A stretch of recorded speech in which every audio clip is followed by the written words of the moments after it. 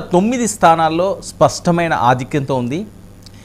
జనసేన 16 స్థానాల్లో, బీజేపీ 3 స్థానాల్లో ఆధిక్యం కనబరుస్తుంది.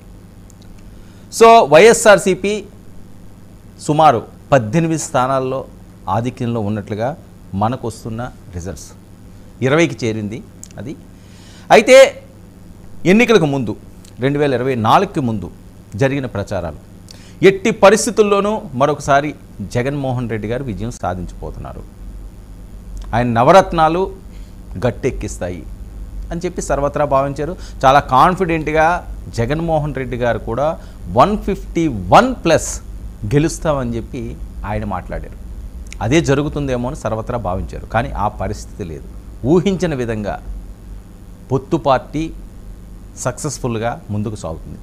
మరొక ముఖ్య అంశం ఈ ఎన్నికల్లో ఉద్దండులు, వైఎస్ఆర్సీపీలో పవర్ఫుల్ నాయకులు ఎవరైతే ఉన్నారో, మంత్రులు, మాజీ మంత్రులు కూడా వెనుకంజలో ఉండడం. బొత్స సత్యనారాయణ అవనియండి, గుడివాడ అమర్నాథ్ అవనియండి, విడదల రజనీ గారు అవనియండి, పెద్దిరెడ్డి గారు, ఇలా చాలామంది వెనుకంజలో ఉండడం. కొడాలి నాని, అంబటి రాంబాబు. సో ఈ ట్రెండ్స్ చూస్తుంటే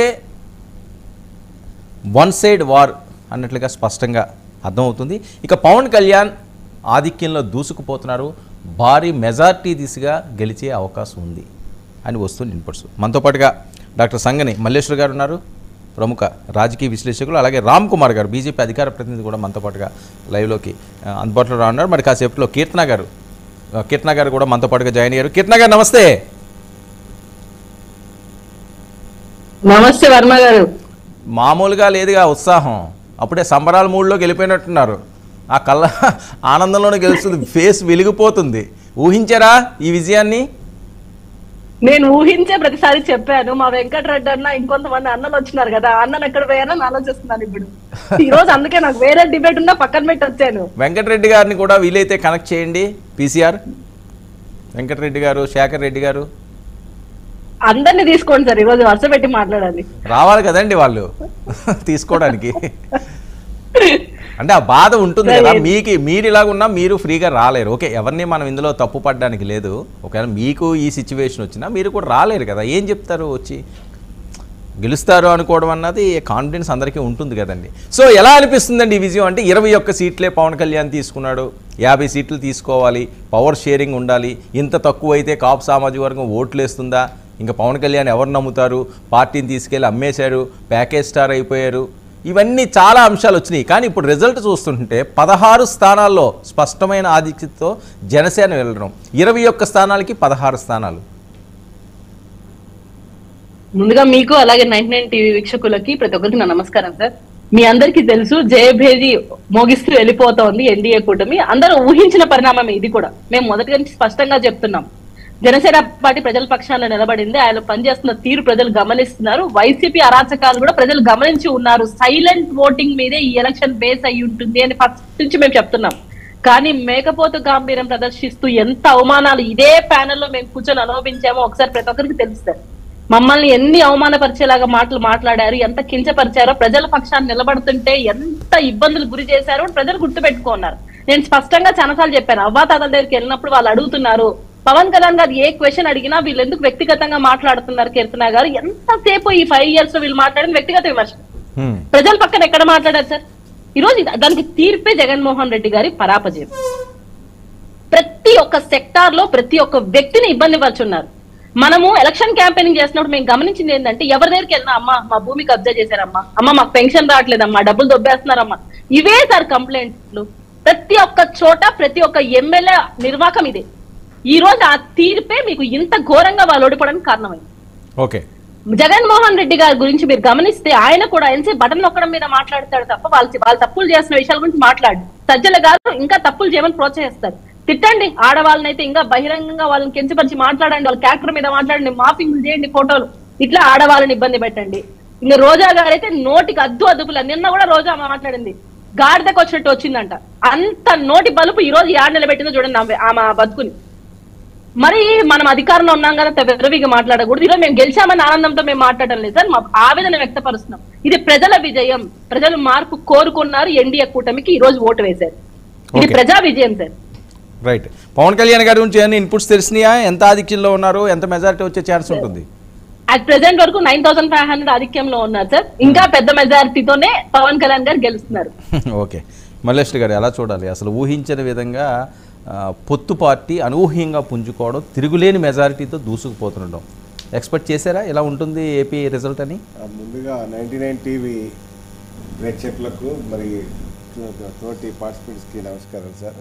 వాస్తవంగా తెలుగుదేశం, జనసేన, బీజేపీ కలిసినప్పుడే కొంత ఇది సునాయాసంగా గెలుస్తుంది, ఇది గెలుపు అనేది నల్లేరు మీద నడకే అనేది కొంత ఊహించగలిగింది.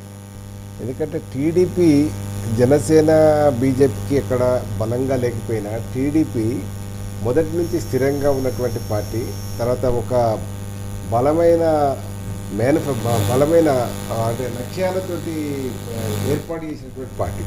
ఆ పార్టీకి ఒక లక్ష్యంతో ముందు పోతా ఉన్నది కనుక డెఫినెట్గా కలిసి వస్తుందని మేము ఎక్స్పెక్ట్ చేయడం జరిగింది. ప్రధానంగా కలిసి రావడానికి కూడా నీకు కేసీఆర్కి ఇచ్చినట్టు జగన్ కూడా రెండు టర్ములు ఇస్తూ కావచ్చు, అవకాశం ఇచ్చు కావచ్చు. కానీ నమ్మి అవకాశం ఇచ్చినందుకు 2019లో జగన్ ఒక రాజధానిని 3 రాజధానులు చేస్తామనడం అవన్నీ ఎఫెక్ట్ అంటారా? 100% అది. ఇప్పుడు నీకు అసంబద్ధమైనటువంటి నిర్ణయాలు తీసుకొని ఒక తుగ్లక్ పాలనను మర్పించే విధంగా చేయడం అనేది కొంత ప్రజలు జీర్ణించుకోలేదు. ప్రజలు ఈరోజు చాలా చైతన్యవంతమైనటువంటి ప్రజలు అక్కడ ఉన్నారు. ఈడ దానికి తగ్గట్టు ఇంకొక విషయం ఏంటంటే ఈ నవరత్నాలు అంటే ఈ బెనిఫిషియర్స్కి ఇచ్చే నవరత్నాలు కాదు, ఈ సోషల్ మీడియా వాడే నవరత్నాలు ఎవరైతే ఉన్నారో నోటిదులో ఉన్నటువంటి నవరత్నాలు, వాళ్ళు తెల్లారితే చంద్రబాబు నాయుడు మీద విరుచుకబడము, చంద్రబాబు నాయుడు పార్టీ మీద విరుచుకబడము, చంద్రబాబు నాయుడు తోటి పొత్తులోకి వచ్చినటువంటి జనసేన మీద విరుచుకబడము, ఇవన్నీ కూడా ఏంటంటే ప్రజలు స్పష్టంగా గమనించుకుంటా ఉన్నటువంటి పరిస్థితి అవ్వబడ్డది. ఇవాళ వైఎస్ఆర్సీపీ ఓడిపోవడానికి ప్రధానంగా ఆ తల్లి రోజమ్మ తల్లి ఉన్ను, ఈ తర్వాత కొడాలి నాని, ఈ అంబటి రాంబాబు, ఈ తర్వాత వీళ్లకు ఇంకా ఈ పెద్ద వాళ్ళ వ్యూహకర్తన మరి లేకపోతే మొత్తము చీఫ్ అడ్వైజర్ అది శ్రీరెడ్డిని వాడుకుంటాడండి. శ్రీరెడ్డి తోటి తిట్టిస్తాడు. ఇప్పుడు శ్రీరెడ్డి 100%. ఇప్పుడు ఒక వ్యక్తి ఒక సిన్సియర్ను పట్టుకొని నువ్వు దొంగ లంగా నువ్వు అని మాట్లాడుతుంటే ప్రజలు గమనిస్తారు కదా. అదే ఈరోజు ఆ తిరుగుబాటుకు కారణమైంది. ఇది 100%. ఇంకోటి నీకు వైఎస్ఆర్ షర్మిల అక్కడ కాంగ్రెస్ పార్టీ బాధ్యతలు తీసుకొని అడుగుపెట్టడం కూడా ఈరోజు జగన్కు బాగా మైనస్ అయింది. ఎందుకు అయిందంటే సరే 1.3 నీకు 2019లో కాంగ్రెస్ ఓట్ షేరింగ్ ఓన్లీ 1.3నే, కానీ ఇప్పుడు అది 3% పెరిగినా 4% పెరిగినా ఎంత పెరిగినా షర్మిల క్రెడిట్ అది. అయితే షర్మిల వల్ల టీడీపీకి నష్టమవుతుందని కూడా అనుకున్నాం మేము. ఎందుకంటే ప్రభుత్వ వ్యతిరేక ఓటు చీల్చడం వల్ల షర్మిల చీల్చడం వల్ల టీడీపీకి నష్టమవుతుందని మేము కొంత ఊహించినాం. కానీ